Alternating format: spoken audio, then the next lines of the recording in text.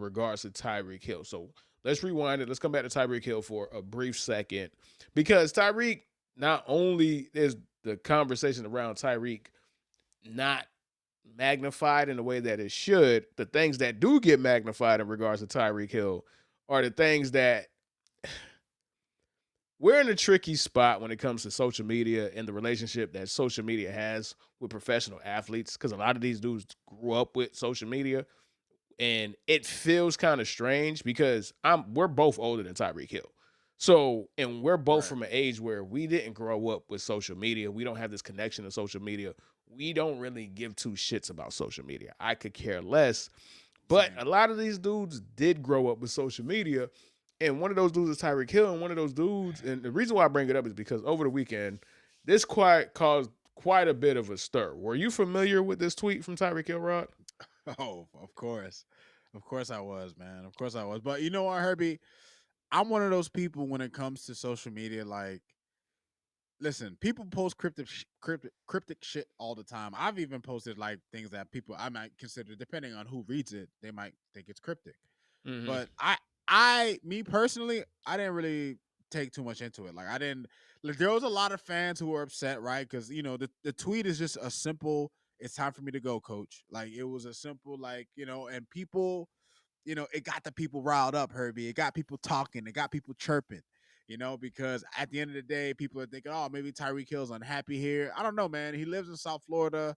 He's made a lot of money in South Florida. And sure, he might be thinking about the legacy he could have had he remained in Kansas City. But listen, man, pride goes before the fall, Herbie. And you chose the bag. You chose the bag. So Absolutely. So let me go ahead and bring up the tweet right now, man. So we're gonna go shoot.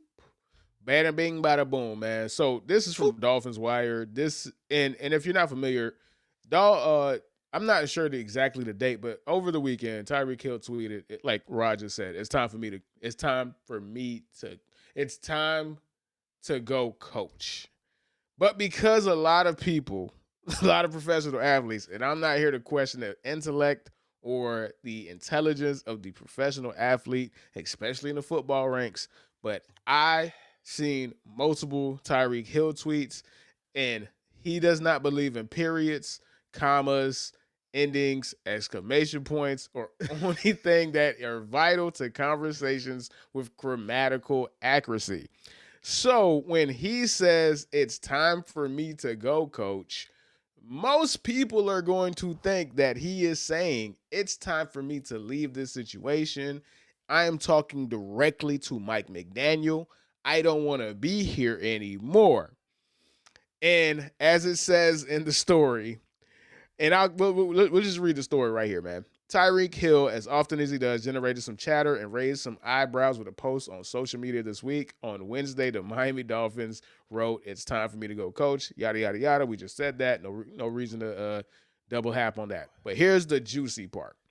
A day later, Hill cleared the air and said that's not the case at all. When you see guys like Teddy Bridgewater, Mike Vick get head coaching jobs, I want to be a I also want to be a coach when I'm done playing. Nigga, use a comma, dog. Just use a comma, dog. Like use a comma, dog. Oh my Like god. or just add a very important word. It's time for me to go coach, comma, football. That's it, dog. That's it, dog. Like it ain't hard. It's a comma and a 8 letter word, bro. Like I know you have the check. You don't have the same 150 character limit like we do, like normal people do, dog. But again, part of that is this dude don't use periods. Part of that is Tyreek Hill knew what the fuck he was doing. All right. Absolutely, absolutely, Herbie. He knew he was gonna get Tyreek Hill. He is an attention seeker, like most receivers tend to be. Like, he is a guy that knows he's gonna get people stirred up. He's gonna be a guy. We know that it's not all wide receivers, obviously, but if there's anybody on a football team who's gonna complain about not getting the ball, who's gonna complain about the production they have. We've seen that drama with the Eagles, right? Between their receivers calling out their quarterback. What's the problem? The passing game. Like, it's just something that receivers do. They like to call for attention. And Tyreek Hill's kind of a troll, man. So Tyreek Hill knew he was going to get people riled up. He was going to get people talking.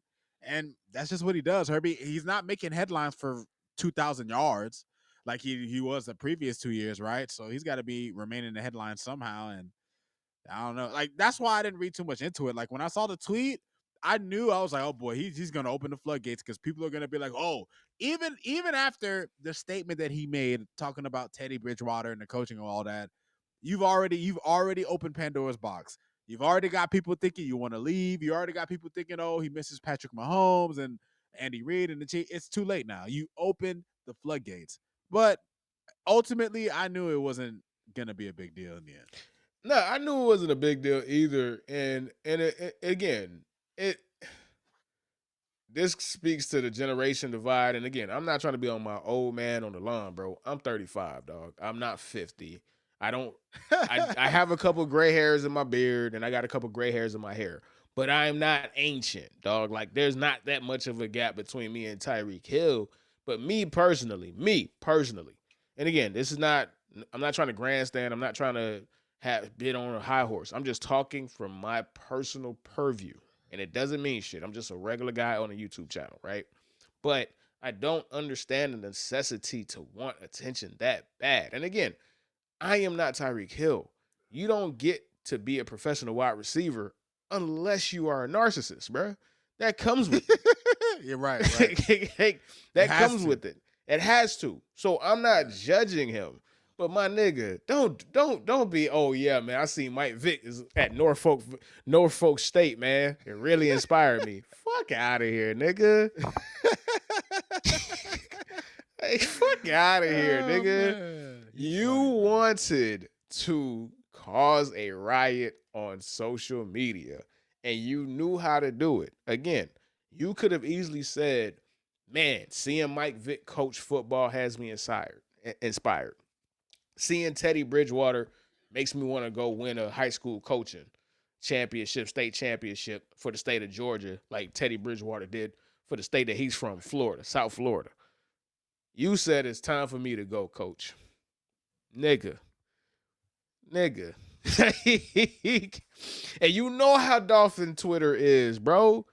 Them niggas super reactionary, man. Super reactionary, super sensitive, like all fan bases are.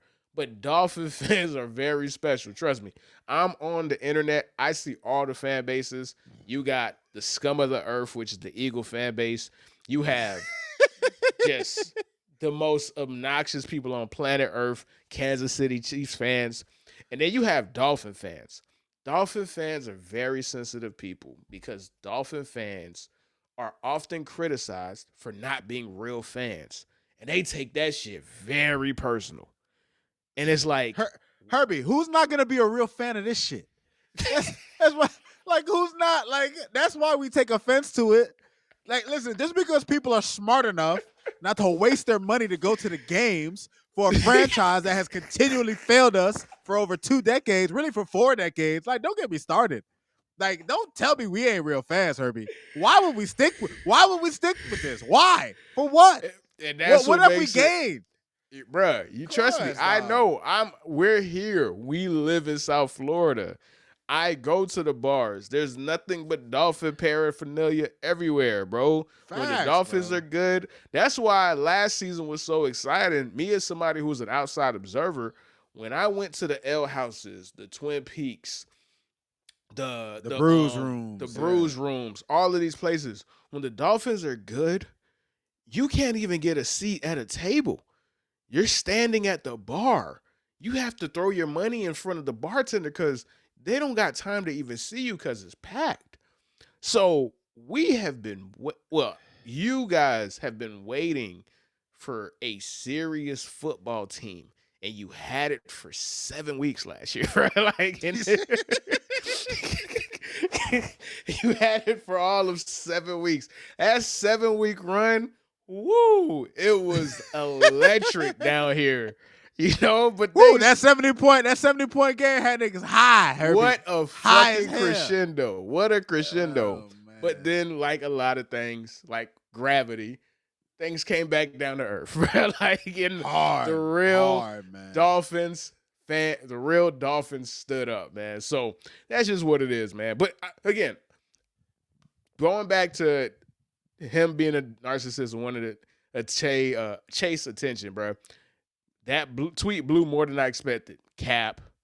Got y'all here exactly how I want y'all. Correct. That's it. That's it. That's really you, yeah. That's bravo, really you, Tyreek. Tyreek. That's Bravo. really you, motherfucker. Bravo, yeah. man. Bravo, man. But let's close out the game on a positive note because again, and I've been seeing a lot. I do a lot of self-evaluation on our channel, and I want to do one thing and make one thing clear. We want to be positive, right? And what I want to do is be more positive in regards to, hey, it's only one guy or one team could win a Super Bowl, right? Like, if you don't win and you don't make the playoffs and you don't do this, yes, it is annoying. Yes, it's exhausting to see the same shit year after year. But let's be positive, man. So when going forward, and this is going to go in transition, and it's going to carry over to the next season. When the Dolphins win, man, we want to highlight the winners. We want to highlight the people that contributed to the win, man. So the name is a work in progress. Right now, we are calling it the Winner Circle, man. And what we're doing right now, this is a new segment. We just thought of it. When the Dolphins win, we want to highlight key players or key moments that contributed to the win, man.